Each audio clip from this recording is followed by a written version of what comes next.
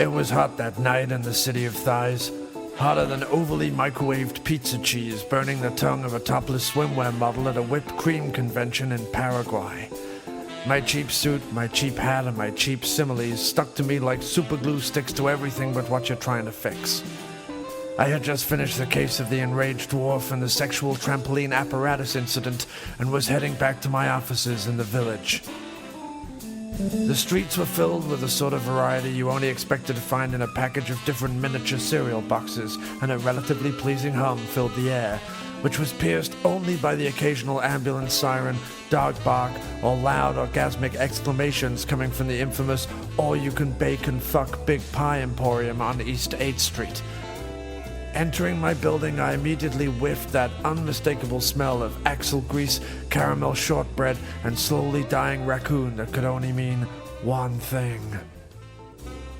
Brian, you son of a bitch! I had met Jeff in the army when fighting abroad.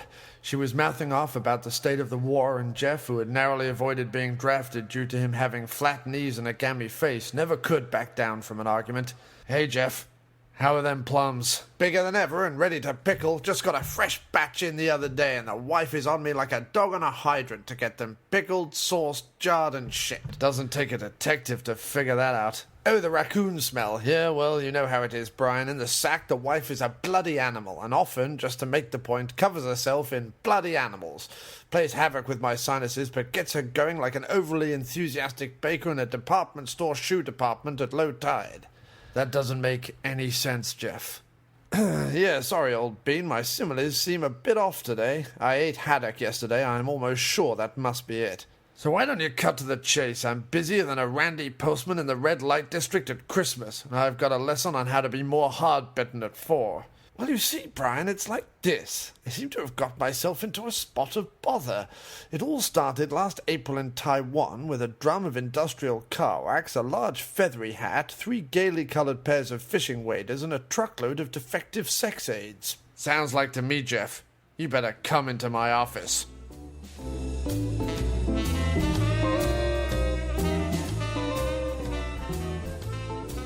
That was a clip from Melodox Sprang's new exciting radio play, Brian Lane's Insane Brain Drain Train to Pain, that will be airing on Radio Flange Goblet early next spring-autumn in 14 parts with a Christ Easter special to conclude the story's cliffhanger ending in winter-summer-fall sometime in 2015 days' time. And now on Radio Flange Goblet, it's time for this word, Slobberdigullion. And the after-movie diner, which this week comes from the backside of Shirley Bassey's Bring a Rocket in a Sling Pantry in Soho's bustling West End city centre. The music is racy, the steaks are lukewarm, and the maitre d' likes to do unsanitary things to a spit roast chicken dressed as Lech Wałęsa while yodeling the national anthem of Chelmsford.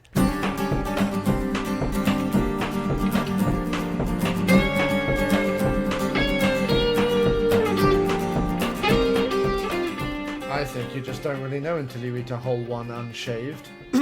Hello, and welcome to yet another episode of the After Movie Diner, and it is sincerely thrilling that we are back so soon. I do really love it, Marjorie. And before we get into the main meat of the pie of this week's show, I just wanted to say, please do go and listen to Panic Stations UK, hosted by the always excellent Chris Jones. It's available on TalkShoe and iTunes. It's Panic Stations UK. There is also a Facebook page for it, so please do check that out. It is a mental health podcast where people who suffer from anxiety, depression, mania, PTSD, all sorts of different things, talk about their experiences, share their stories, open up to Chris, and basically open a dialogue that will hopefully make the listeners either feel less awkward, less alone, or indeed just help them in some way. That's the hope. That's the desire. Anyway, please do go and listen to Panic Stations UK. I did my very own 3-part episode, no less, which you can check out. I also put that up on the After Movie Diner podcast page under guest spots. So if you search guest spot on amdpodcast.blogspot.com, it'll also come up there. But please do go listen, and rate and review Panic Stations UK, hosted by Chris Jones. Fantastic mental health podcast. Incredibly interesting and incredibly valuable. Thanks so much, Chris, for your hard work on that. And I do hope more people go and check out your show. And what an episode have we got for you this week. It is my decided thrill to welcome back onto the show two of my favorite guests to cover two incredible films, I think, enjoyably incredible films. You all know him as the king of comic books for the After Movie Diner. It is the incomparable David DeMoss. Hello, sir. Hello, John, and thank you for having me as always. And to join us, because I cannot cover a Robert Rodriguez film without him, my cohort in all things action, it is indeed Dr. Action, Mr. Paul Crowson. How are you, sir? I'm very well, and your good self? Oh, you know, we get on by. We do what we can. We muscle on through. And the two films that we'll be covering this evening is 2005's Sin City and 2014's Sin City, A Dame to Kill For. We'll start, I imagine, with the original Sin City. But I take it everyone saw Sin City, A Dame to Kill For in the theater this year. Correct. And after a 9-year wait, you bet your ass I did. Yes, indeed. So opening day.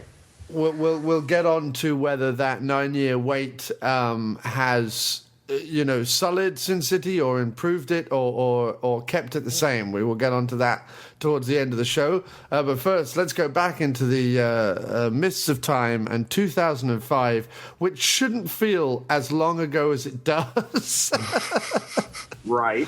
But I was living in another country, in another town, with another life when this movie came out.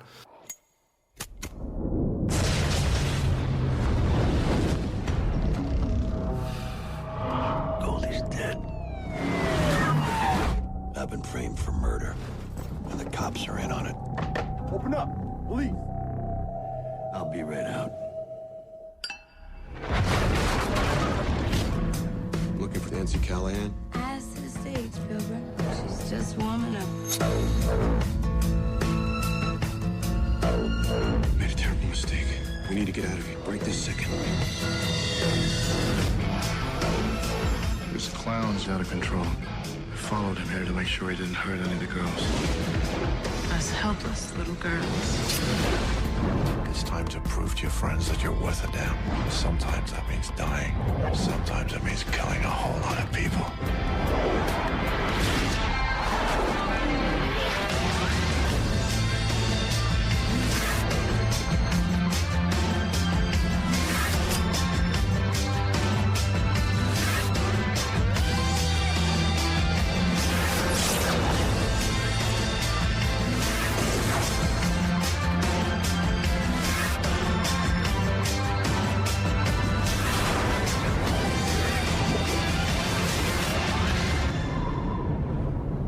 Walk down the right back alley in Sin City, and you can find anything.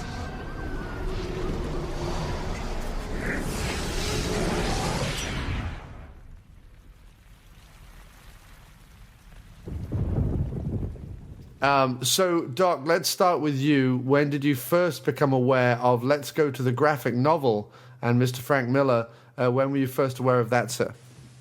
When I was first aware of the graphic novel, it was when I was growing up, but I never read them until I watched the first film. And David? I have a long and storied history with Mr. Miller and his work. He is, in many ways, one of the few creators most directly responsible for the tone and content of most modern superhero books, pretty much entirely by accident. So, I bought most of these when they first came out in the middle 90s. The first one was published in 95. And honestly, I was both waiting and dreading a Sin City movie ever since, because the material is plainly inspired by movies. And so the translation of it would be easy, you'd think, right? But as always, the universe has a wacky sense of humor about such things. Is the content inspired by movies, or is it inspired by pulp noir that was then turned into movies? Both. Frank Miller is, as you can probably imagine, quite the fan of noir sensibilities. And the thing he's most famous for is, in fact, bringing that into the urban vigilante superhero subgenre. He moved it away from that pop art, bright primary color 60s feel that most of comics and Marvel in particular had for the longest time.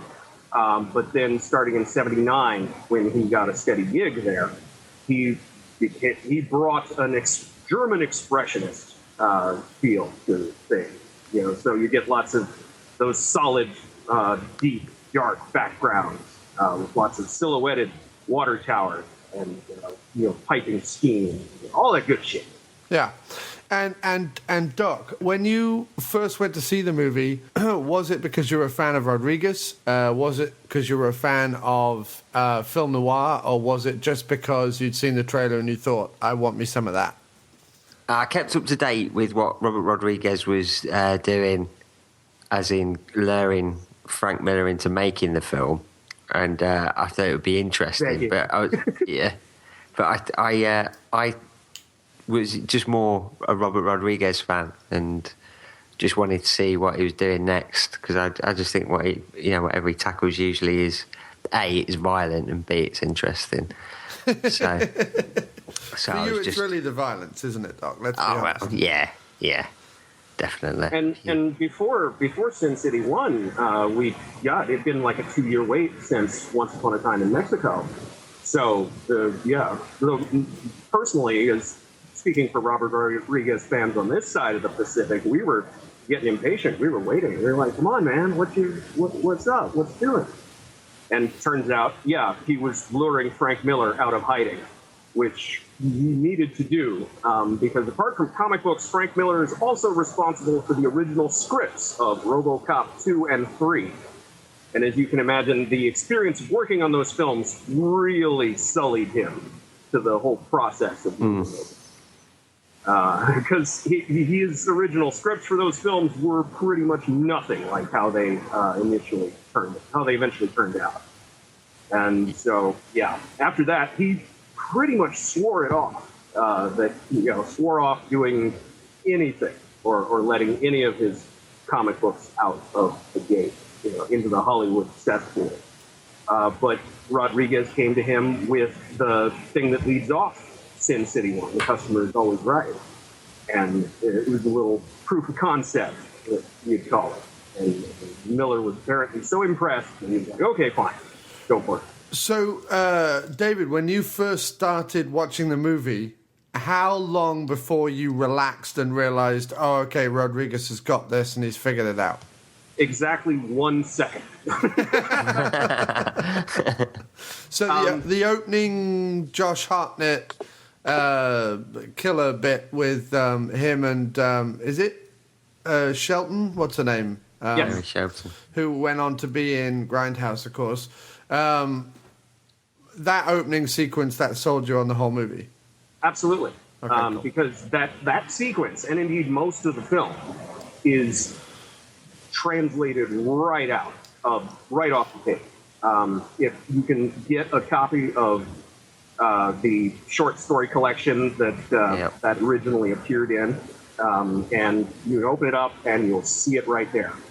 And indeed, both of these films, one more so than 2, because 2 has some original written for the screen elements, but both of these are, I feel pretty secure in saying, the most faithful adaptations of a comic book that Hollywood or any movie studio anywhere has ever produced. With the possible exception of something from Japan that I haven't seen yet. And I'll throw it open to both of you. Do you think it could have been done a traditional way, meaning he makes a traditional noir, episodic noir, but he does it without it being black and white with the odd splash of color, without it looking like the pages of a comic book? Do you think he could have done it a traditional way, or do you think this is the better way to have tackled it? I think it's perfect the way it is. I don't think he could have done it any other way. I think it's the best. I think it's the best use of a CGI background that's been done, personally. And I certainly agree with that. Though, really, it doesn't really have that much. What competition we got? Like Sky Captain and The Spirit. Star Wars prequels. Yeah, Sin City wins. How dare you bring that up, sir? You're going to have to perform an exorcism. Because I think that, I like it. Stylistically, I like it. I've got no problem with him doing it. I think the reason why this is more successful done as if torn from the pages of a comic book rather than trying to reinterpret the source material as a traditionally filmed noir, a la sort of Farewell My Lovely or something. Good one. Yeah. The reason why this works is because it's episodic, and therefore you're more likely to accept the darting around that it does and the very sort of quick introduction of characters that it does, one after the other, certainly within the first kind of 20 minutes of the film, than if it was a traditional movie, you'd need it to be more linear. Do you know what I mean? Mm-hmm. And therefore, I think that the black and white and the style and the voiceover and the fact that it so acknowledges that it's a comic book or a graphic novel, that I think that's why it works. I think, as I say, if you were to do it more traditionally, you would need to completely tear the guts out of it and try and write it as a linear story, which would be possible, but sort of almost way more difficult and probably less satisfying for the fans. And that was, and for the creators as well, that was the fear that Miller had for the longest time, that they'd have to, break the whole thing down and build it back up again. And yeah, for the fans, part of the appeal of the whole thing was its non-linearity and the way that each story interconnected with each other in ways that encouraged fans to piece it together their own special way. Yeah, there are timelines upon timelines. Yeah, let me tell you. And in a weird way, makes it the closest thing Rodriguez has done to Pulp Fiction. In a weird way. Our special guest director noticed that as well. Yes. Yes, of course, because Tarantino apparently directs a sequence in this movie. The bit in the car with Dwight and Jack, of course. Yeah, I mean, I don't really notice the big change, but right.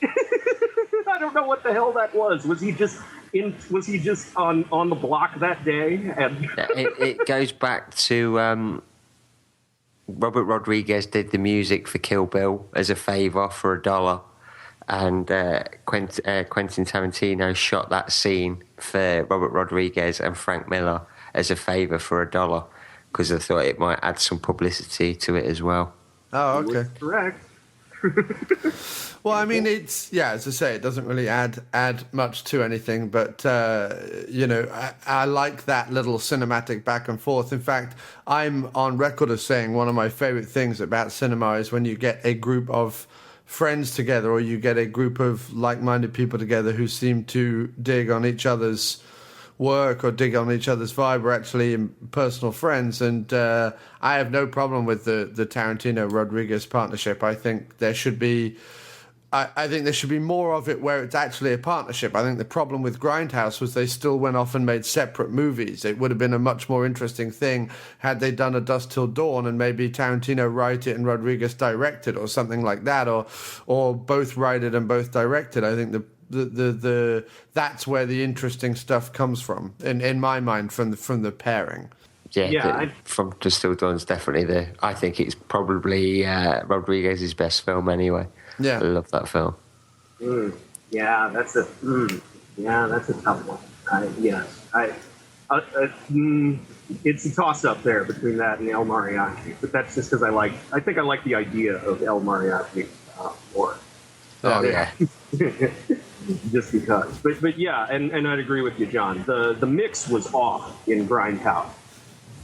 It was too apparent. There's too clear of a line of demarcation between the two. I definitely agree. Yeah, I just think if Rodriguez had come to Tarantino with the Planet Terror script and said, which is by far the better of the two movies. Oh, it's that, yeah. If he'd come to him with the Planet Terror script and said, go on then, like, polish it up. Yeah, Tarantino it up, like expand it out or whatever. And then they had shot that script together. And burned the Death Breed script. Yeah. And burn the Death Brew script. Because if I was reading the Death Brew script, I would just be like, why? Wait a minute, what? They're just still sitting around the table, 10 pages in, 15 pages in. Wait a minute, they're still... Oh, they're now sat around a different table. Oh, okay. Wait a minute, what's Eli Roth doing in this fucking mess? Yeah, I mean, at that point, it would have just been... I would have thrown the script away. Okay, so back to Sin City then. What do we think of the cast he's put together for this movie? When 2005, when it was made, everybody was sort of like really hot property when the first Sin City was out. I mean, Elijah Wood was coming off Lord of the Rings. He seemed to be pretty big. Josh Hartnett was pretty big. Bruce Willis has always been around. The most surprising one, I think, was Mickey Rourke coming in as Marv. Mm-hmm. That was that's a command performance, is what that is. And he owns the film. He's great. And that, when you say talking about the overlapping timelines, it's so good because he's the best character.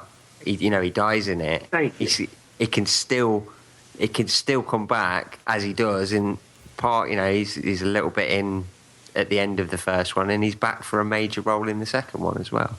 You've hit upon the keystone of the entire Sin City franchise. It's both its greatest strength and biggest weakness. Being how more interesting Marv is than pretty much anyone else. And Miller recognized this too, which is why he keeps appearing. And I'm pretty sure I know who his favorite character in this whole thing is. It's certainly all of them, at least all the dudes in Sin City, have a whiff of the self-insert fanfiction character about them, but Marv especially. Because Rourke had done Once Upon a Time in Mexico with Rodriguez and then had appeared briefly in Man on Fire, but hadn't really done anything. I mean, he was in the Bob Dylan movie Masked and Anonymous. He was in Spun, which nobody saw. He was in some of us saw it. The Pledge and the Get Carter remake. I mean, he really was sort of languishing in the mire, and nobody recognised him.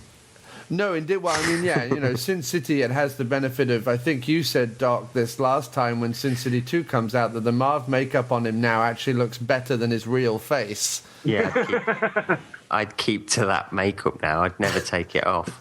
I'd go into the plastic surgery and be like, could I have this, please? I want this done to my face. Make me look like Marv.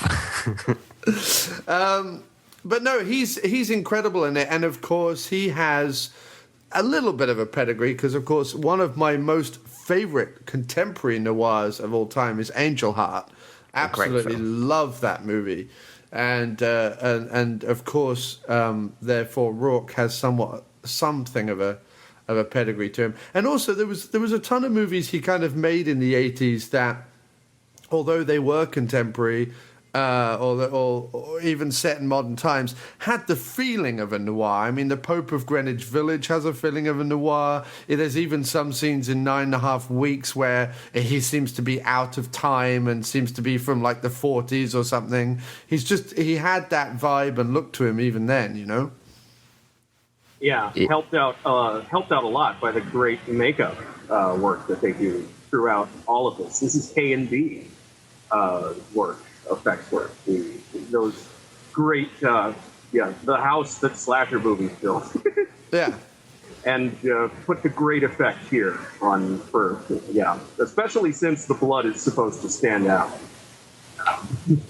Yeah, I mean, I think it's really good, and I love the iconic look of all the plasters or Band-Aids, as you would call them, David, on his face, and how that sort of stands out in high contrast. I mean, I am a big fan of sort of high contrast photography, and so it's a bit of a lush delight watching Sin City and the way they've put it together. And it can only benefit the makeup effects because, of course, you can hide. Unlike something like Bubba Hotep, where they made Bruce Campbell up and they had to somewhat work out how they were going to film his aged makeup in what is essentially broad daylight. Something like this, which is shadows and contrast and all that kind of stuff, you can hide sort of a multitude of not sins but unfortunate cracks inevitabilities that happen that always pop up in any movie. And that happen with physical makeup versus versus any other CGI or whatever. Although CGI has its own pitfalls and so on. So Rourke definitely works as Marv. And you're right, Doc, it's interesting to see that a lot of the other people, Alba, Dawson, even Del Toro to some extent, Michael Madsen, I'm just going down the list here. A lot of them at the time, were much bigger and more relevant. It seemed quite a steal to get all those people at that time for Rodriguez. Although Rodriguez does tend to get big stars anyway. There's no shortage of people who work for him. Yeah, well, look at Once Upon a Time in Mexico. I mean, the big draw for that was the cast versus the plot of the film itself. Right. He apparently he's fun to work for, and I can see everybody had fun on it. And obviously sad, of course, because you have both Brittany Murphy and Michael Clarke Duncan, who are no longer with us. Right. Oh, Discordia. Yeah. In the short 9 years that we've had to wait for a sequel, or long, depending on your look at it, no longer with us. And of course, when I sat down to rewatch this time, completely forgot that my man Rutger Hauer was in it. The cast's so good, you forget how many awesome people are here. Yeah. And in a great role, too. I mean, he's perfect for Cardinal. Yeah. And sort of the embodiment of ultimate evil, even though everyone in the movie is somewhat of a bastard. Now, I'll contend that if you want ultimate evil, you got to go to Power Food. Oh, yeah. Right, but there are few people who play evil as cool as he can now. But do you get the vibe from the first movie, though, that the Cardinal was in charge of the Senator, or the Senator was in charge of the Cardinal? That is a very open question, yes. Yeah, go ahead, John. No, I was just going to say, when I first watched it, I thought that Rutger Hauer was the main man. And since watching the sequel, I'm sort of thinking, no, I think he was probably just underneath him slightly. Another one of Booth's pawns. Yeah. Well, they're supposed to be brothers, so I took it as a like a separation of church and state type of thing. Sure. Where, the Cardinal deals with one racket and the Senator deals with the other, and that's a good way to look at it, because the whole thing. Does the church wag? They're both politics. Bastards. Yeah, exactly. They're both bastards. Does the church wag the political dog's tail, or does the political dog wag the church's tail? You know what I mean? Mm-hmm. We don't know, or like you say, it might be separation of church and state, which is a great way to look at it. Either way, they're absolute bastards, played by two of my favorite, character actors of all time, really. Fittingly enough, to run the worst city in this or any other world, absolute bastard would be on top of the heap. Because what else would create such a place? Can you tell that Miller moved to L.A. In his adult life and was very drunk and lonely and broke and miserable when he first got there? Yeah. Well, did that all the great subtle come across? The funny thing is although people think of, New York City or maybe Chicago as these, dark, gritty cities, most film noirs are written about or in Los Angeles. Well, Chinatown's set in LA, isn't it? Chinatown set in LA. Farewell My Lovely is set in LA. The Big Sleep, I'm pretty sure, is set in LA. Or you go just up the coast to San Francisco, which also hosted San its Francisco, fair right? share. Yes, of course. Yeah. But I mean, it seems to be a West Coast genre, even though you would assume that, New York, especially, or maybe Chicago, would be better suited. But no, it's not about the skyscrapers necessarily or the back alleyways. It's more to do with these cities in the desert almost that have, especially in something like Chinatown, it's this city that's been built up in the desert and that's on fault lines, and there's all this sort of interesting topography and stuff, And that shapes the moral outlook of pretty much everyone who inhabits it. The city, as the trailer for the second film says, this rotten city soils everyone and everything. Everybody's got a dream there, haven't they? Yes, and those will all come to naught. They will all be dashed on the cobblestone. Yeah. quite unfortunately.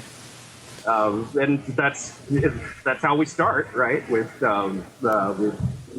not Harry Callahan. Yes. And let me say, back in 2005, Bruce Willis has always been great, but back then he would actually show up to work occasionally. Well, you see, there is this thing, and you can see it throughout Willis's films, actually, certainly over the last 15 years, and that is where he's interested, he gives an incredible performance. This, 12 Monkeys, what's another good example? Looper, I guess. I wasn't a fan of the movie, but he clearly was. I'll give you that one. Right? Movies like that, where he shows up and he's interested. In movies where he is not interested, he can genuinely put in one of the worst performances of any big paid actor. But in and we're talking Cop Out, Die Hard 5. Any of the movies he's made. Red was another one where he put in a performance that he actually cared about. Which is really weird, because that, if anything, that does look like a studio film. Yeah, but look at Red. Well, yeah, but look at Red 2, where he doesn't give so much of a shit, and it's not as good. I've seen the press interviews for that, and he certainly didn't give a shit about it then, because he was a right miserable old bastard. Yeah.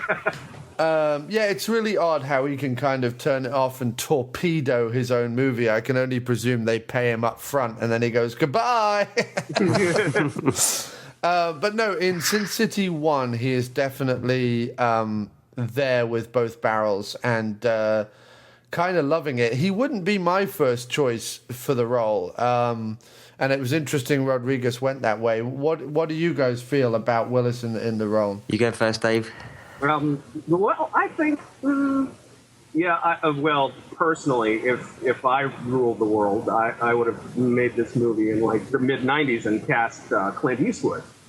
Because apparently, the way Frank Miller tells it, is all of this started when he walked out of the Deadpool and just hated it. I mean, dude sounds like a internet movie critic, like 20 years ahead of his time. He was like, and I quote, "This is not a Dirty Harry movie. That's not the last Dirty Harry story. I'll show you the last Dirty Harry story." And hence the yellow bastard. So, but Eastwood has made his own feelings about that clear. So, you're going to go with a second choice, then you might as well go with Bruce Willis. Because there are few people who can embody normal schlub hero cop quite as well as John McClane, really. Honestly, I couldn't see it any other way. Do you not think he lacks a little bit of grizzle, or is he not meant to have too much because he's also meant to be a bit of a soft character too? Compared to how he is on the page, there is a certain bit of that, but I don't know how much more you could add while still making it recognizable. Right, okay. And Because, I mean, Eastwood would have been grizzle overload. I mean, Eastwood at this point Yeah. is just, you know, if there's any man left, I don't know, because it's buried under a pile of grizzle. it's completely disappeared in there. That's why I said I'm thinking like Unforgiven Eastwood Sure. would have been perfect for this. But That's when he kind of started on the road to maximum grizzle. In fact, Exact. if he makes another action movie, it just needs to be called Maximum Grizzle. And it's just him basically chewing scenery and tobacco at the same time, which is basically what Gran Torino was, Yeah, which is it's exactly. why I was gonna say you took the words right out of my head. I fucking love Gran Torino. I just think... And Gran Torino, in a weird way, considering what the character does and the character's motivations eventually, sort of mirror a little bit what Willis is doing in this film, or what his character does. Yeah, but that Chinese like can't go dance like Jessica Alba. No, unfortunately not. And he's not Chinese, is he? He's Hmong. Oh, sorry. That's all right. Just to get it culturally and ethnically accurate. Oh, sorry. It's also one of Sin City is also one of Clive Owens' long trench coat movies. I love Clive Owen in this. I think he's great. Well, I think if Owen has a trench coat, you He's can good. pretty much bet on the movie. If he doesn't have a trench coat, then you pretty much wouldn't bother Might with as well write it off then. Yeah, 'Cause I'd agree with that. it. Yeah. You've got this. You've got Children of Men. You've got The International. Shoot 'em up. Shoot 'em up. I mean, he really had a good run of trench coat movies. That really you can't deny the power of Owen in a long coat. And in this one, he's having a ball by the looks of it. Right. I certainly prefer of the two Dwights we have. I certainly prefer him in the role. Yes. Oh yeah, completely. And it's a shame. You know, we'll jump onto this in just a second. But it is a real shame he couldn't turn up for the sequel. A real shame. Yeah, he's very much missed. I'm not sure what Owen was doing that meant he couldn't show up for the sequel. Because is Clive Owen even working at the moment? What's he doing at the moment? Whatever it was a poor excuse.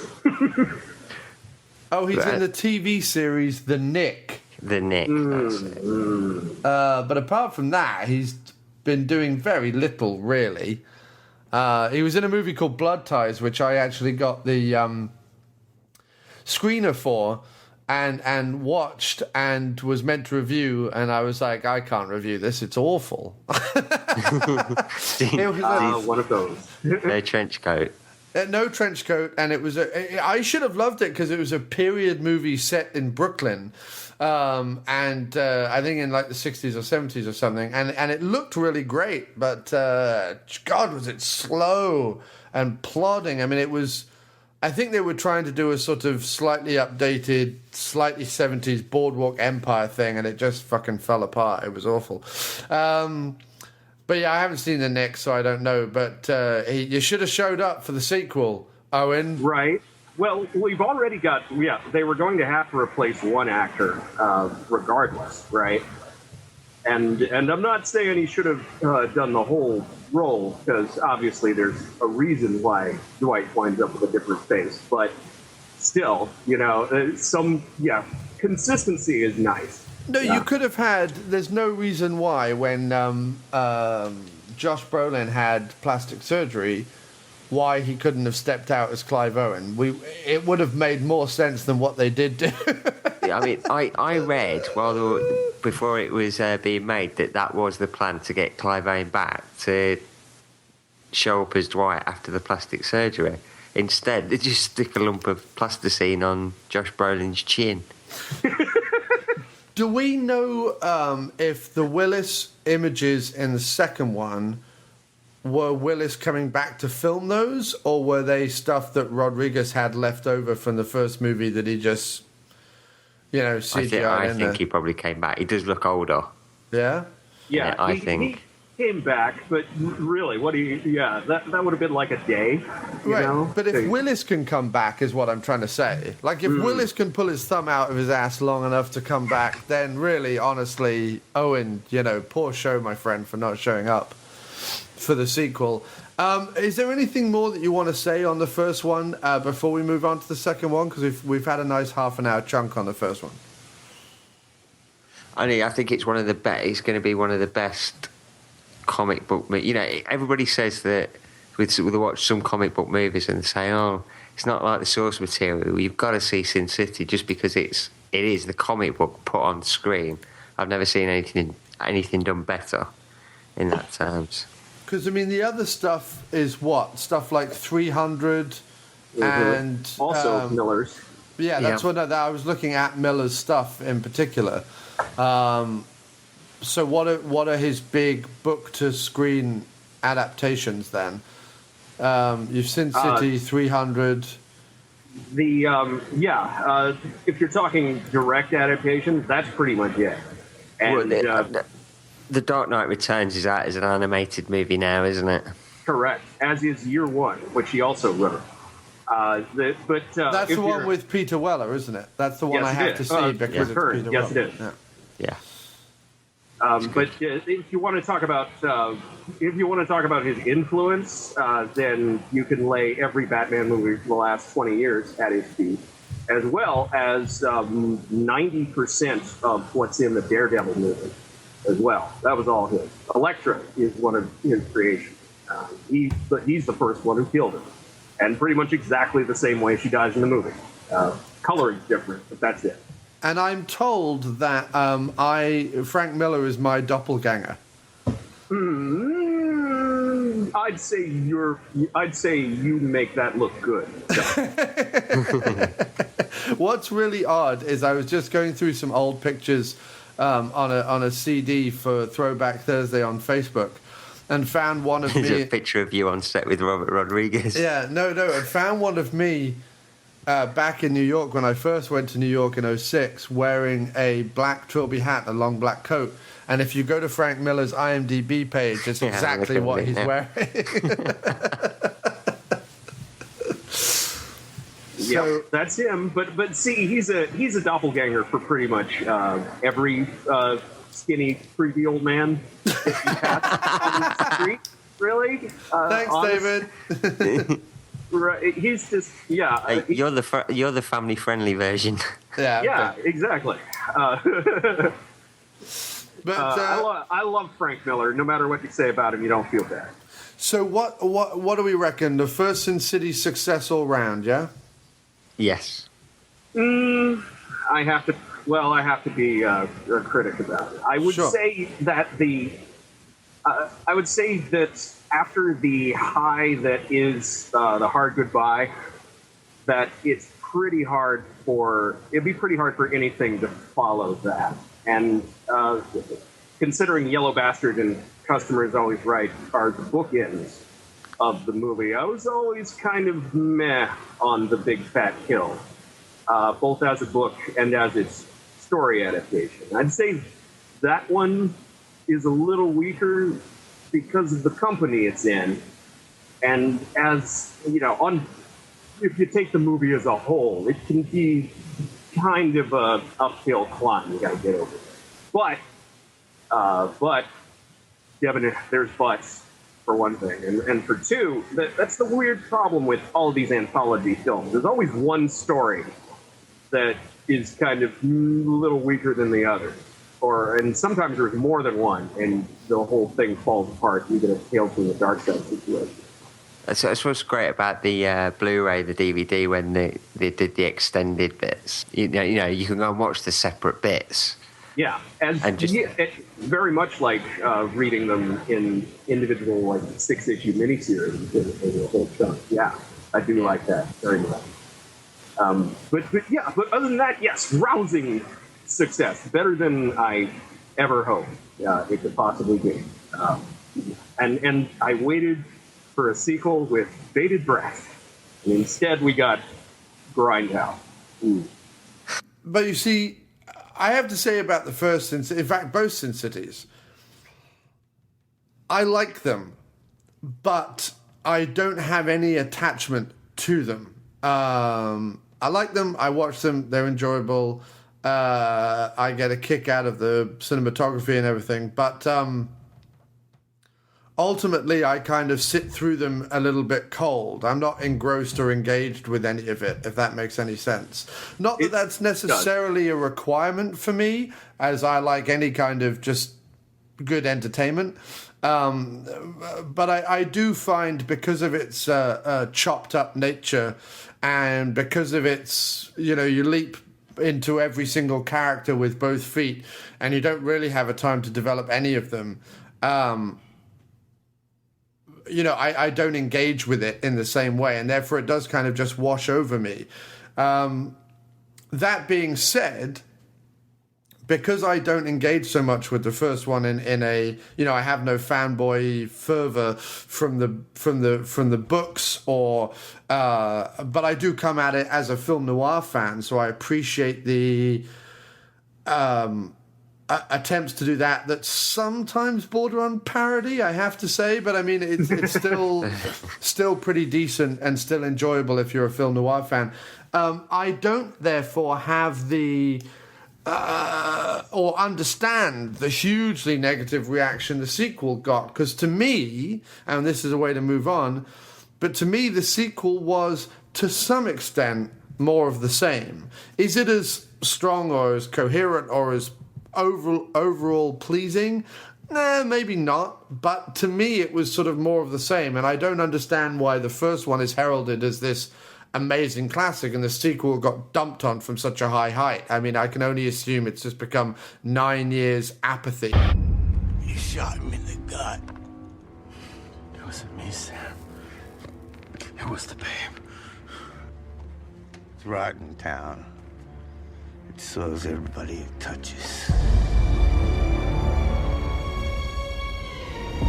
This rotten town. It soils everybody. Everybody. Tonight, I'm yours. You still want me. It's tearing me up how much I love you and what I gotta do. I've gone and done something again. How did I get here? How did I get here? I told you you'd be back. You belong here. There's only Sin City. There's only Sin City. Sin City's like a woman or a casino. Somebody's gonna win. It's a good game. Good game. Who wants to play?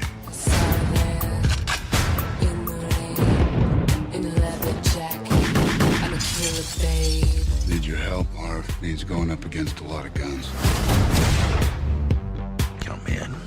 Show them who rules Sin City. Sin City. 4-inch heels, airbrush nails, back and forth on the stage. Couldn't keep my eyes off that killer babe. The goddess makes slaves of men. She owns me, body and soul. When she wishes it, we die. Girls, girls, girls. Women. All babes. Girls, girls, girls. Women. All babes. Nancy Kelly. I never thought we'd stand a chance against the most powerful man in the state. Don't avenge me, Nancy. It'll be the death of you. Don't worry, I got this. At every turn, everywhere I go, all I see are killer babes. So I close my eyes and I get away, and all I see are killer babes. Your eyes are killer babes. I need you. Your lips are killer babe. Your moves are killer babe. You be smart to kill me now. She's a killer. Kill him. This won't take you far. Sweetheart, it's gonna take me to the moon. I'm a killer, babe.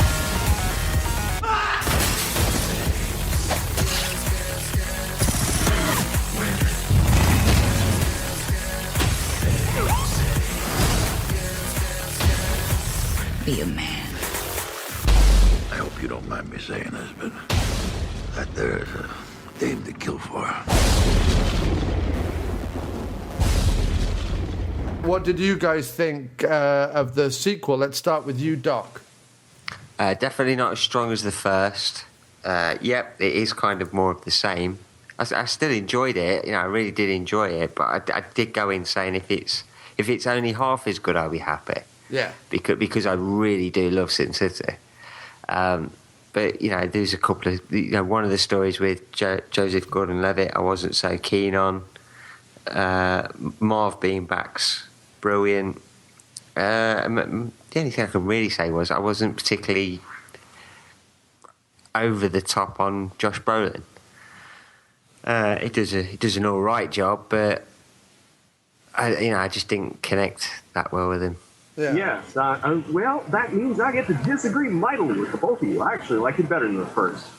Felt it hung together quite a bit, and I liked, and I even liked Joseph Gordon-Levitt's little story, because the Long Bad Night, both as a piece in itself, and because Christopher Lloyd cameoed as the ghetto doctor, who has to shoot up before he operates. That was awesome. That was another, one of those brilliant little cameos that they should have plastered all over the marketing thing. But I was honestly surprised when he showed up. It's been so long since I was surprised by a celebrity cameo. And I was so surprised I didn't even notice the waitress was Lady Gaga. Yeah. But I did like it. Me. Oh, sorry. Yeah, go ahead, Darren. No, I was just gonna say I did enjoy it. I'm not gonna sit here and slate it or anything. I just didn't find it as strong as the other stories. But I've only seen it once. I think when it comes out on Blu-ray, I think I'm going to appreciate it a bit more because I went in to the film. Because you can zoom in on her titties. Oh, you took the words right out of my mouth. Indeed. Oh, yes. There's no nudity in the second one. Not the slightest bit. Yeah. See, I would have to say that with Sin City: A Dame to Kill For, the one problem I probably had with it was the main story. All the other little stories I kind of enjoyed. I wanted to see more of Joseph Gordon-Levitt and Paris Booth and all that going on. I actually didn't give a fuck for Eva Green's story. Now, I'm not complaining about the vast volume of nudity she did. Not complaining about that at all. I just don't think that in other film noirs, one of my favorites is Farewell, My Lovely. And obviously the woman in that, not to spoil the end of that movie, but really everyone should have seen it by now. Right. The woman in that is culpable. The woman in that is part of it. The femme fatale is definitely, obviously, a staple. And I think her being evil or her being duplicitous was blown far too early in the story, possibly, again, because of its episodic nature, that I just didn't get into it, and she just became annoying to me. Because I couldn't see a character arc there, you know what I mean? More. I think that has more to do with its episodic nature than you might have even known, John. Because yes, that reveal is an end of an issue reveal in the original miniseries. You get to the end of issue. I think it's 2 or 3 out of 6, right? And boom.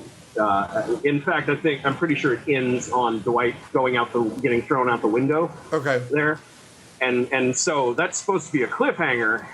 So you pick up the next book next month, right?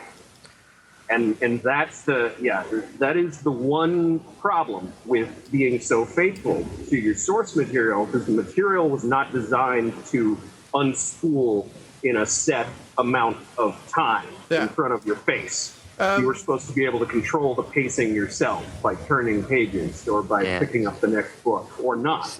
It's the hook for getting you to the next issue. Yeah. Bingo. Having Marv back, I liked having Willis back, having Jessica Alba's story being kind of fleshed out.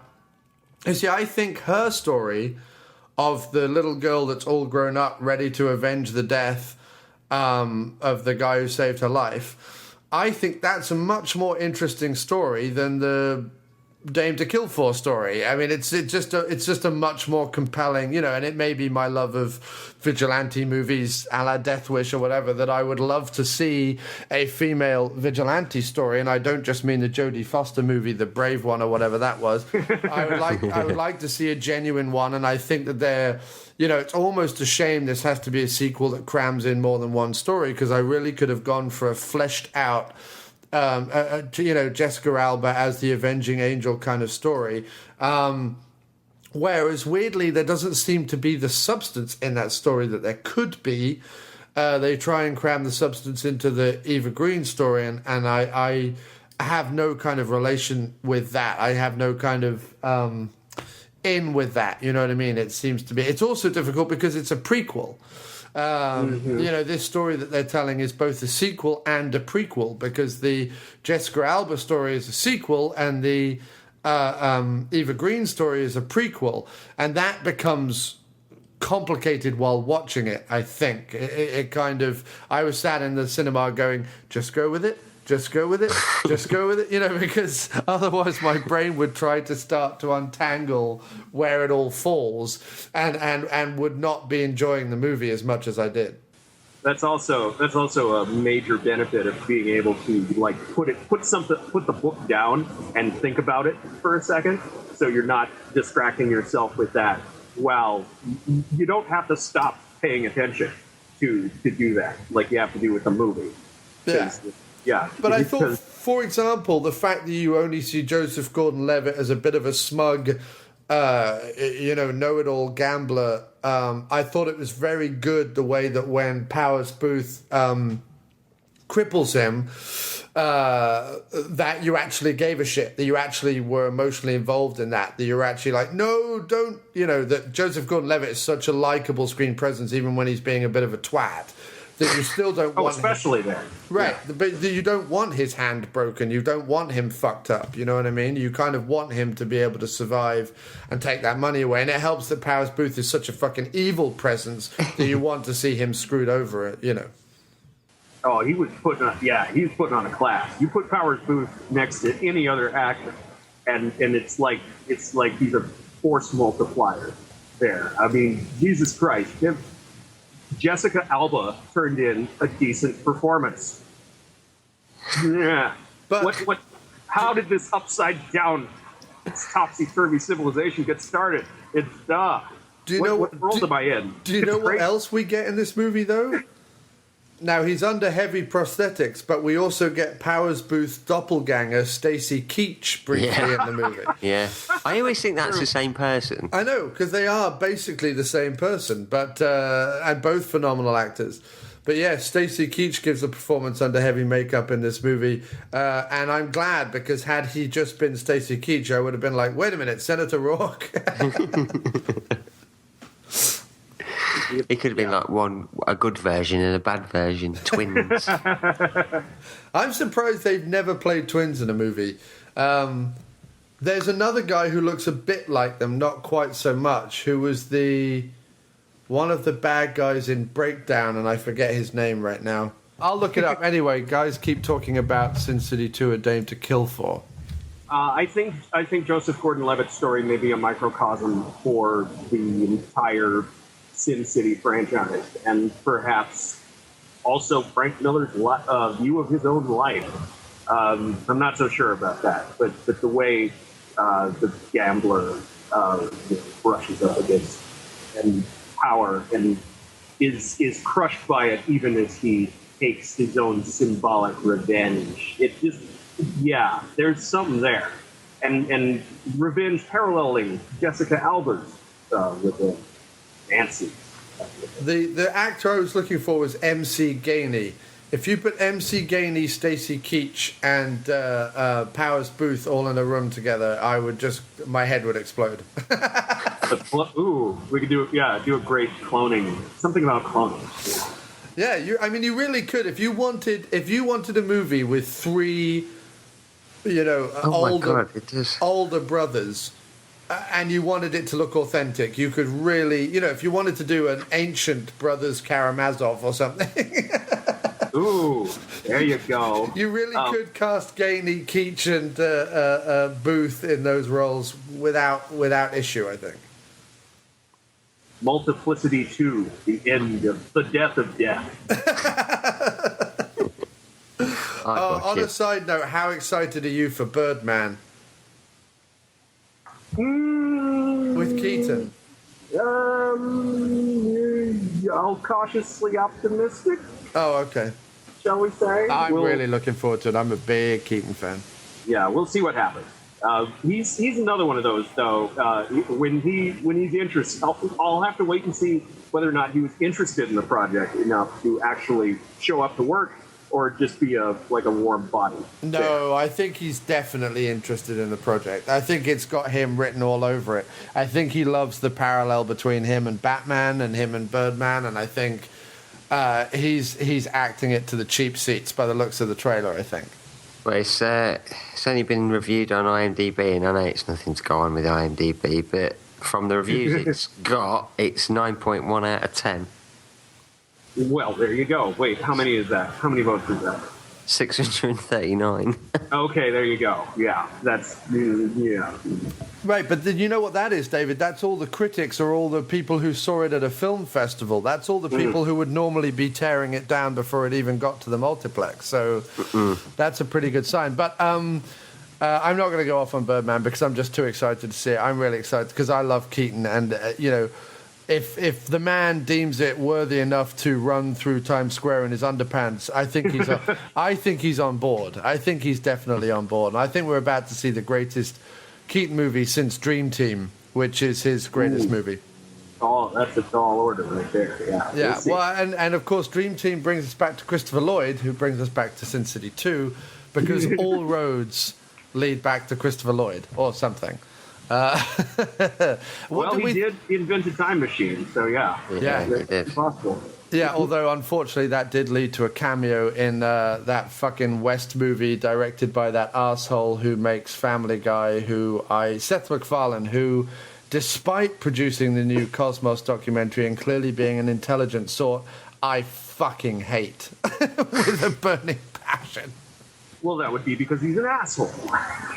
Yeah, a smug, self-centered, just mouthy asshole. Can't stand him. Although he did sing a song about Helen Mirren's boobs, which weirdly got everyone in a flutter. Like, I don't understand why everyone got upset about that. I thought that song was perfectly fair game, but everyone got upset about it. But I get way more upset about the fact that they've now seemingly given him money to make movies, rather than him singing a song about boobs at the Oscars. Anyway, Sin City 2... boobs. Boobs. Lots of, yes, quite a few. But while we're talking about actors who didn't return, where the hell is Devon Aoki? Oh, yeah. She was pregnant. Oh, okay. Is that true, okay. Dog? Yeah, she was pregnant. Yeah. Oh, okay. Not mine. Perfect excuse. Yes. Aw, that's too bad, though. Yeah.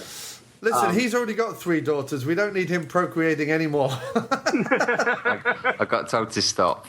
Founding a dynasty, that's right. What do we think of Piven and Maloney as the cops?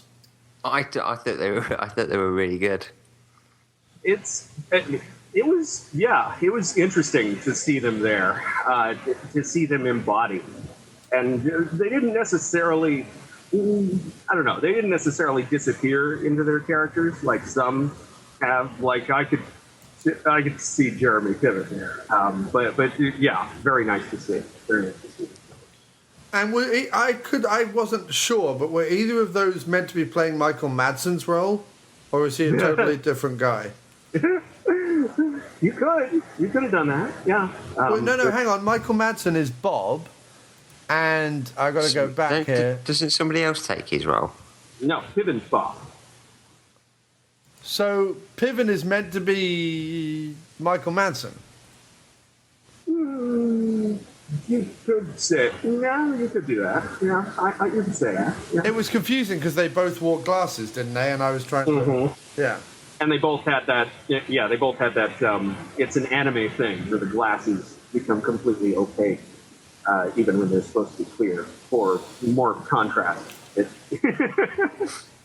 But what do we say? Do we reckon it's Booth's and Rourke's movie? I mean, Powers Booth and Mickey Rourke, not Powers Booth playing Rourke. But yeah, either way, you could do that. Yeah, you could do that either way. And yes, very much so. Because those two are the two sides of Sin City's coin. You have the money and power and corruption that goes with it, and then you have this particular brand of Paleolithic honor that Marv embodies. Do you think that they take Marv's unkillability to sort of crank 2 levels of silliness, or are we okay with that? Dude, I read comic books. This is nothing. Trust me. No, I think he's great. I love Marv.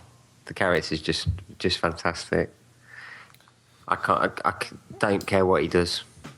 I was a bit disturbed that we got to see Ray Liotta humping and pumping. That kind of bothered me a little bit. Good. It's supposed to. You're not supposed to find that. That's not supposed to be sexy. That's not sexy. No. No. I wasn't hoping it would be sexy. I was just wishing it wasn't Ray Liotta. They could have brought in a bum double. Right. Stunt bum. Of course, Dennis Haysbert has the unfortunate job of stepping into Michael Clarke Duncan's shoes. And he was okay. Once I got over the fact that, oh shit, Michael Clarke Duncan's dead, which I thought I'd gotten over already, but yeah, no. But he was okay with it. I mean, he sold those lines, and those lines are a tough sell. He had to walk a line, honestly, and he walked it well. I believed him in the role. Yeah. And yeah, I didn't know if that was possible, but see, ultimately, though, I would have cast in both Sin City 1 and Sin City 2 Yaphet Kotto, but that's just me. Ooh, there's an idea. Yeah, now, you see? Because I remember that there are actors older than 40 years old, so I remember that there are people who are still fucking awesome in the older age range. So I would offer up a counter proposal of Idris Elba.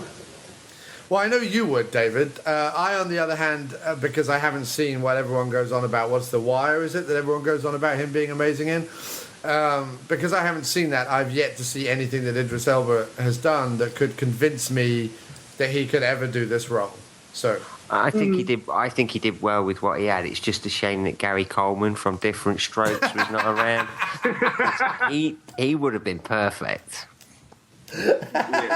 Yeah, Gary Coleman versus Mickey Rourke. The battle for the ages. Out of the park. Yep, that would have sold more tickets than Eva Green. No. Eva Green and the poster controversy that never was, because I really don't understand between the one that everyone was so upset about and the one that they put out. I don't see the difference. Underboob. But ever so slight. I mean, it's not like in the second one you go, well, she doesn't have tits anymore. Like, she still has the same breasts in the first two posters. I don't... It was, it was a fake controversy manufactured by the moms at the MPAA, as so many of them are. But don't they understand that? I mean, unfortunately, no, it didn't actually work for this. The answer is no. They don't understand. Whatever the question is, no. In fact, they willfully avoid understanding because they know better than us, than you. So what do you feel then, guys, we'll start with you, David. What do you feel is the reason that this flopped so terribly then? Because the first one really didn't get popular until home video. And the home video audience these days is perfectly content to stay home because they can. If they're not inclined to wait, they can just steal it off the internet. And why?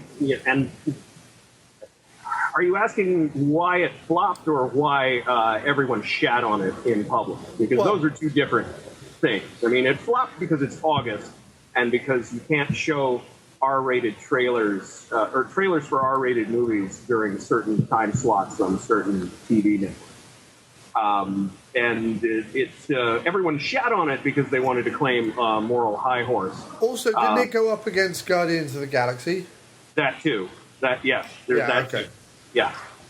Yes. But well, yeah. Guardians provided an easy piece of contrast for everyone to say this is a comic book movie. What they did was they put it out, I guess, as the adult alternative to Guardians of the Galaxy, not realizing that most adults today are well entrenched in their infancy and happy to go and see Guardians of the Galaxy multiple times rather than seeing Sin City once. Correct. And what's odd is that I neither hated nor liked Sin City 2 or Guardians of the Galaxy any more than each other. I thought they were both fine. I was not a Guardians supporter in terms of, woo, it's the best comic book movie that's ever been made. I have to see it 50 times to download the soundtrack because I've never heard a song from the 70s before. I wasn't one of those people because I'm not 12. But at the same time, I didn't think it was the worst movie I've ever seen either. And likewise with Sin City 2, I thought it was a perfectly good sequel and well done. I liked the fact that it felt like no time had passed. It wasn't like there was any of that weird 9-year later feeling about it. Right. I was worried about that going in too. I think everyone looks pretty similar and pretty nicely replicated. Jess Crowd was not aged. No. Right? Is she a vampire? And, you know, it was just the... Eva Green, because I don't particularly like her as an actress. I don't think she's particularly great, although... She's got a couple of good points. Yeah. And this is... And I'll fight you on that one, because, yeah, I can... I was so worried that they just fuck up Ava, because she's key to the whole thing. And if you're gonna get someone to be the femme fatale, then I've known Eva Green. I've pegged Eva Green for this since Casino Royale, honestly, and I'm glad somebody finally gave her a proper shot. For two people, actually, this is the year for Eva Green being evil, because she played Artemisia in the 300 sequel, and she rocked. She's the best fucking thing about that movie. Nudity in there as well. Yes, not as much. True. Not so much. No, not so much. No, you're right. But with Sin City, it's tough because this is very much the creation of one person's mind. That person can eventually become like an anchor chain around the whole thing. Especially if they go completely and utterly insane. And that's Frank Miller's problem. He is a loony of the most backward-ass, Paleolithic thing. 9/11 pretty much broke his brain, as it did with so many current and former New Yorkers. And, ever since then, he's had this bad habit of poisoning pretty much everything he's touched. It's like reverse Midas. That also propelled a lot of people's dismissal of this movie. Just because, it's Frank Miller. Fuck him. Because you want to talk about assholes? Oh, boy. But apart from her and Josh Brolin, I have no problems with the sequel, really. I mean, not. I could go deeper into it, but why bother? It was what we were all wanting and waiting for, and I think it's a shame that it didn't get more business. Hopefully, it will do. Because Machete Kills didn't, and then this didn't. I like Rodriguez's autonomy. I like the fact he's able to be down in Texas banging out whatever he wants to bang out, even if it's hit and miss. I'd rather an artist be able to do that than not be able to do it at all. So I hope that these two strikes don't go against him being able to do that. although I'm sure he'll find a way to either go digital or to put it on his TV network, which he now owns, or to put it out on DVD or something. I'm sure he'll find ways. But I thought it was good. And as for why people shit on it, I honestly don't know, other than, like you say, trying to be superior, trying to find something to say just for the sake of saying it. I mean, it was so similar to the first movie that I think people, or critics or arseholes, as I call them, probably just looked at it, well, we have to find something to say. It's terrible. It's not as good as the first one. It's awful. It's this, that, and everything else. You know, they just found a way to completely naysay it rather than to actually think about it for 5 seconds and realize that it was a worthwhile continuation rather than it's never going to blow your mind the way Sin City 1 did, because you've already seen Sin City 1. So you can't go in expecting that. You can only go in expecting more of what you got with Sin City 1, and that's exactly what Rodriguez delivered, with almost no visible, connecting marks, apart from Josh Brolin's transformation. And even that I kind of got over pretty quickly. Right, yeah. You go in hoping it's going to be just like Sin City 1 and not Sky Captain. Right, exactly. And in that respect, it's successful. Yeah. Because it's not Sky Captain. No.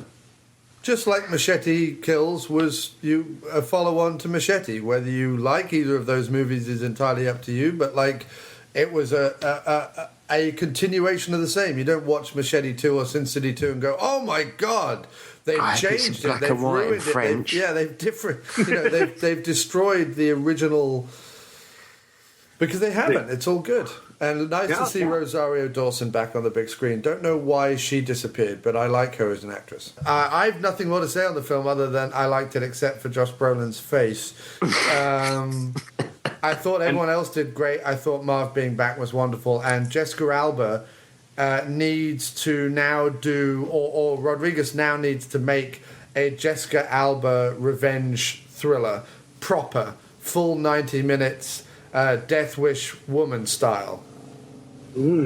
House in the Indies. In fact, I would say that the worm would have finally turned, or indeed feminism would have finally washed up on Hollywood shores when we get the legitimate female version of Death Wish, meaning, the husband gets fucking raped and killed. Like, you go full the other way. Like, you Deliverance. Really Deliverance style, baby. Yeah. You go full the other way. You have, in other words, everything that happens to Paul Kersey's family or women or girlfriends or anything happens to the men in Alba's life, and she has to go, Paul Kersey, and she has to go fight down the bad guys.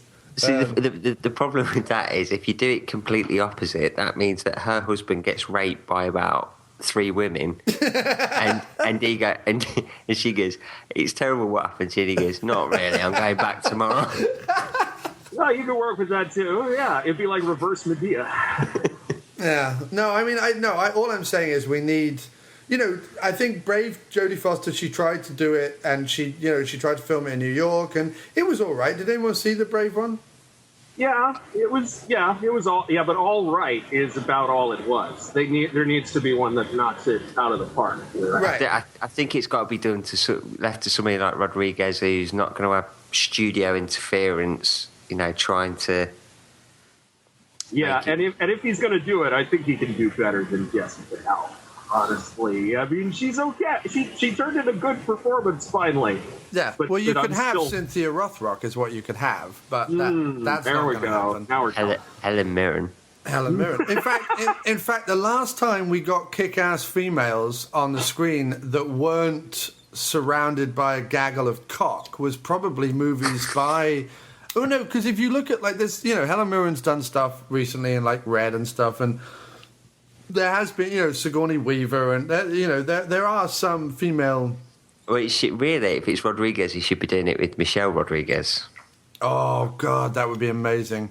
Yeah. I love Michelle Rodriguez. I loves me some Michelle Rodriguez. Although it'll probably turn out it'll probably be Lady Gaga. Oh fuck, Lady Gaga. There's another pretension vacuum that needs to be shot into space. No, I feel like we are in need of a strong female film that isn't a rom-com or isn't a sci-fi, but is just a proper straight action film. And I think Rodriguez is probably the filmmaker to do it, as there doesn't seem to be any feminist filmmakers out there at the moment for whatever reason. Because we there are, but they're all backpackers. Is the reason. Right, but we haven't had it since Pam Grier or Cynthia Rothrock. I honestly can't think of any. You know, you've got Ripley and Aliens. I guess you've got, I suppose, Underworld series. But again, that's fantasy sci-fi. It doesn't completely count, unfortunately. I wish it did, but it doesn't. It's too much of a boys' fantasy. You know what I mean? It's too much of a leather-clad. It's too much of a It's too much of a based on a role-playing game. Yes. Yeah. Well, I don't know. Kate Beckinsale in PVC. I don't know. You can say that's boys' fantasy. Right. No, I'm saying that Pam Grier became a man's fantasy, but she didn't make coffee as a man's fantasy. Quite the opposite. But the fact that coffee it goes against really what she's doing. She was making that, you know, trying to kill blokes, and all the blokes were just like, whoa. Right. Right. That's the thing that happens, and I suppose no one's going to stick up for Mila Jovovich. Well, no, I mean, again, her current collaborations, and that's fine. I'm not going to either. But again, Resident Evil, is that not sci-fi fantasy? That's sci-fi horror fantasy or whatever you want to call it. That's a genre movie can get away with. That's like saying that Buffy is. Well, but I mean, Buffy is, Xena is, but. It's not entirely what I'm talking about, because it's out of the realms of. Yeah, you bring up a very good question. Why is it that ladies can only kick ass in speculative fiction? Right. Why when it comes to the so-called real world and grounded stories, why are we stuck with all of these gray-haired dudes who won Oscars 10, 15 years ago? You know who I am forgetting, of course?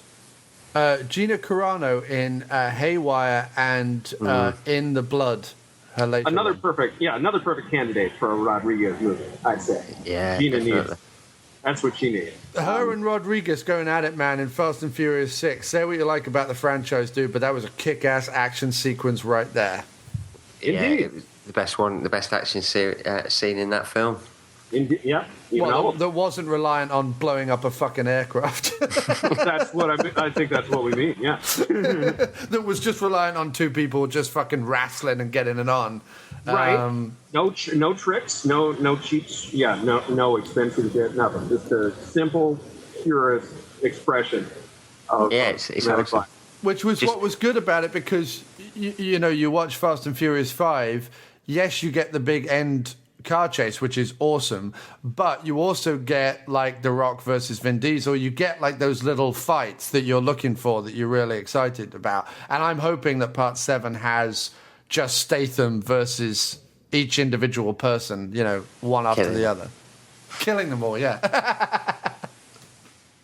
If that happens, I might turn around on the entire series. Oh, David, you're wrong. It's a fun series. It's a good, fun, enjoyable action series. Well, you're wrong. Well, you're wrong about all of Christopher Nolan's films. Listen, I just sat down and watched The Prestige last night, and I liked the fact that the people in The Prestige actually talked like human beings talked. And I was like, what happened to Nolan after that movie was made, that every script he's written since, people talk like they're walking fortune cookies? And that's a very good question. He doesn't do interviews, so I don't have an answer. Right. He doesn't do interviews because I think from the interviews I have seen him do, he's probably one of the world's most boring people. Quite possibly. A lot of. And he looks a bit like a floppy-haired, potato-faced twat. Like so many of them do. Yeah. Yeah. Anyway, I don't know why we digressed, but it was fun nonetheless. So Sin City, are we up for a Sin City 3, or do you think that'll never happen? Have they exhausted everything now? God, no. There's so much left. Oh, my God. Yeah, they could do loads more. I mean, I'd still go in See, I can't wait to get Sin City 2 on Blu-ray because I've only seen it once, and I'm really looking forward to, because I think I'll love it more on another viewing. You will. That was my experience as well. I saw it twice in the theater just because I could, and because it'll probably be 10 years before I can do it again. So yeah. Yeah. I should have gone again. But a second viewing does help it. Yeah, because I mean, I won't have as much expectation with the second one. I can just sit down and watch it. You know, like I do with Sin City now. I can just watch it any time I want, and it's just really enjoyable. So I hope they do a double box set on Blu-ray, because I only have the original Sin City on DVD. Oh, they will. So I hope if they do a double dip box set on Blu-ray that I can pick up the whole saga and watch it as one big thing. That would be amazing. Try and break it up into a linear story where you're actually following it. You've seen right. Or just watch the two movies. Full chronological. Yeah. Well, that would be great as well. I mean, I'd love that. I remember when Coppola tried to fancifully do that with the Godfather series, and everyone was like, "What are you doing?"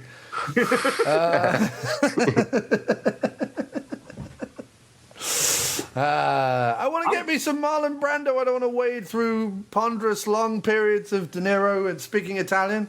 I'm fucking around with my own story, because that's what I do. Yeah.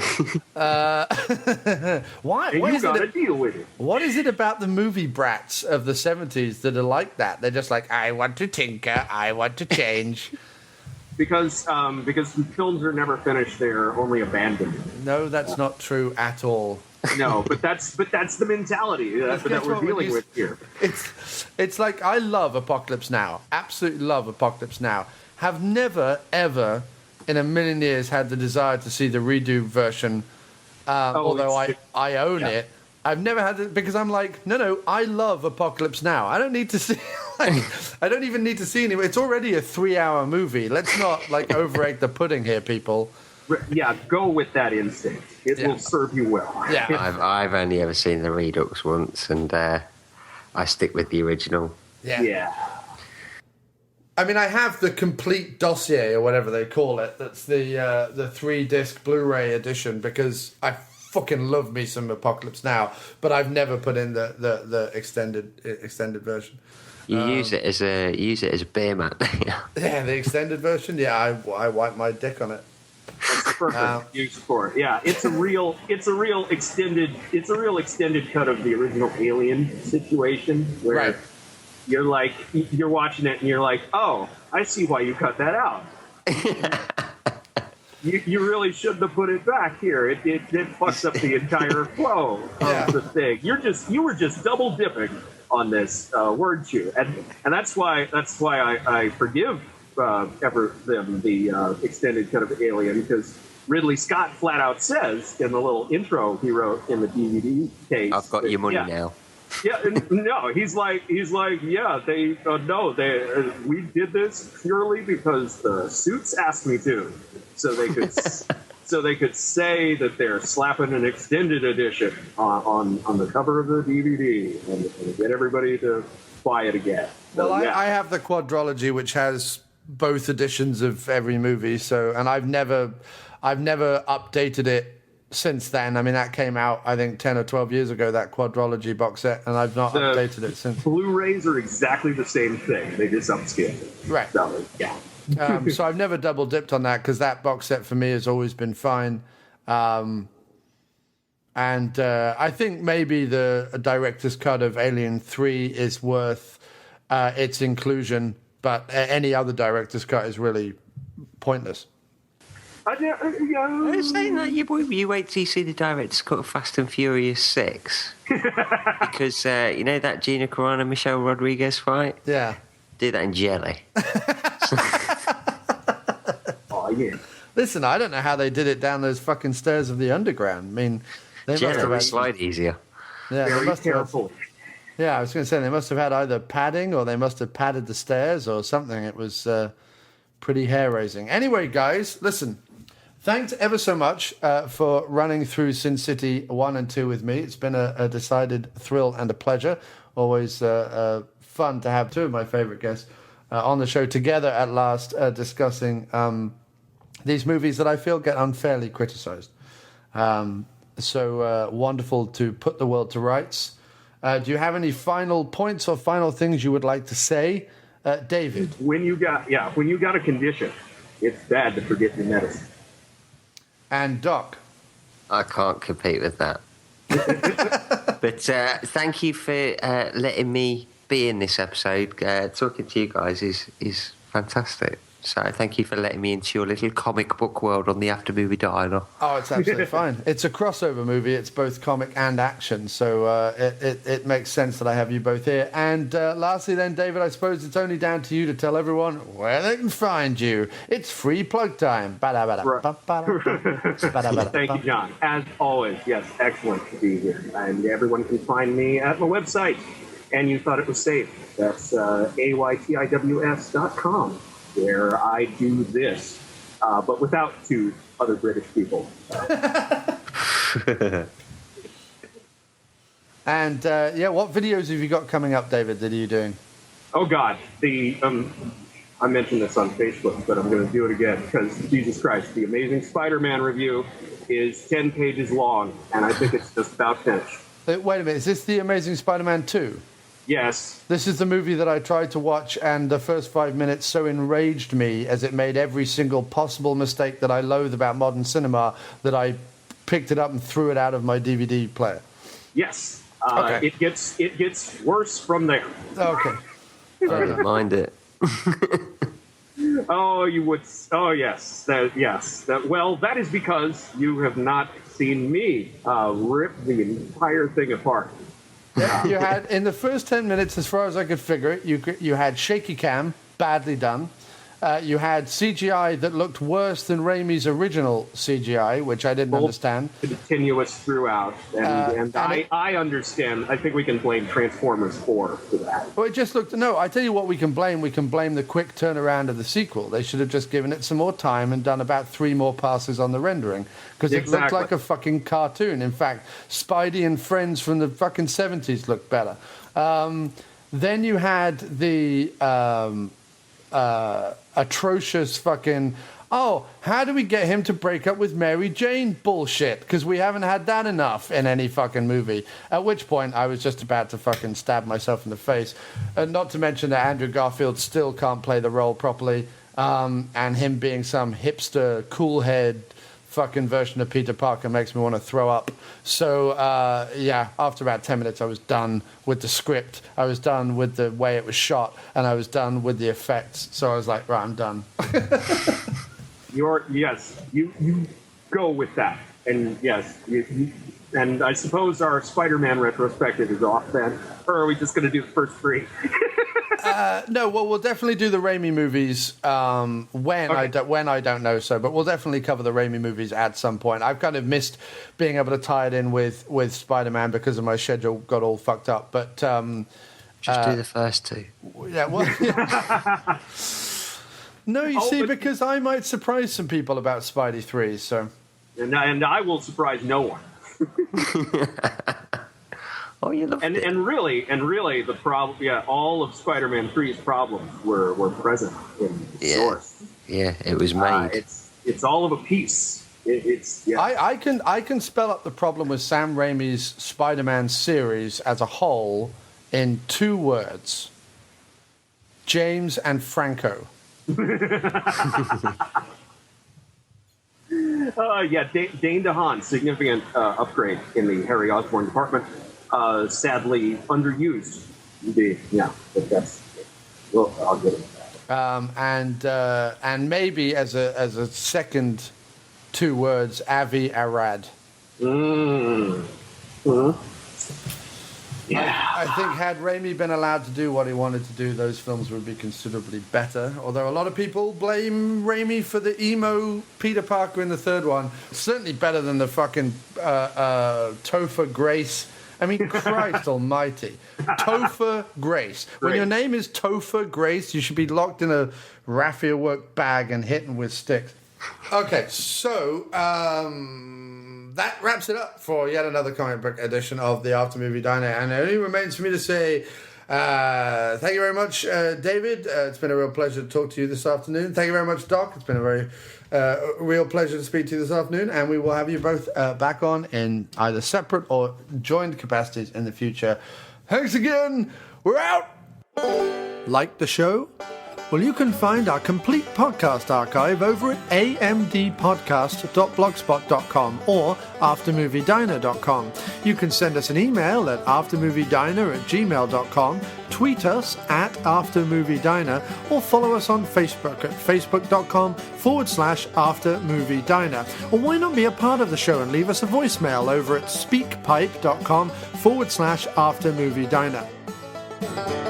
You can also support the show a number of ways by spreading the word to family, friends and co-workers, by writing us a review over at iTunes or TalkShoe, by purchasing some excellent Diner merchandise over at cafepress.com/aftermoviediner, by donating on our website, by advertising with our website, or maybe you're a regular Amazon user. If so, then before you make a purchase, go to amdpodcast.blogspot.com, aftermoviediner.blogspot.com, or aftermoviediner.com and click through the Amazon banner ads. It costs you nothing extra, but they throw us a few coins for the trouble. Or, like the movies we cover, then buy them over at our personal Amazon store, also on amdpodcast.blogspot.com. Really, thanks everybody for everything you continue to do, and please keep listening.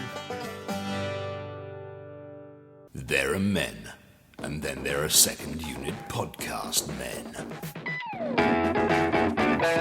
The podcast you've just been listening to is part of the Second Unit Podcast Network. Find all of our shows at 2upn.blogspot.com or on Facebook under the Second Unit Podcast Network.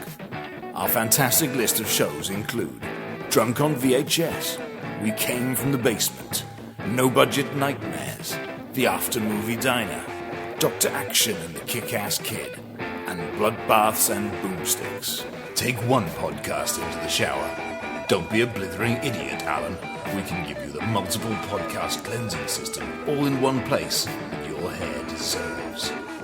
Our programming is available across all platforms, from iTunes to Podomatic, TalkShoe to Stitcher, so you have absolutely no excuse. Listen today, and a free naked person of your choice will be shipped from Thailand to your door in a matter of weeks.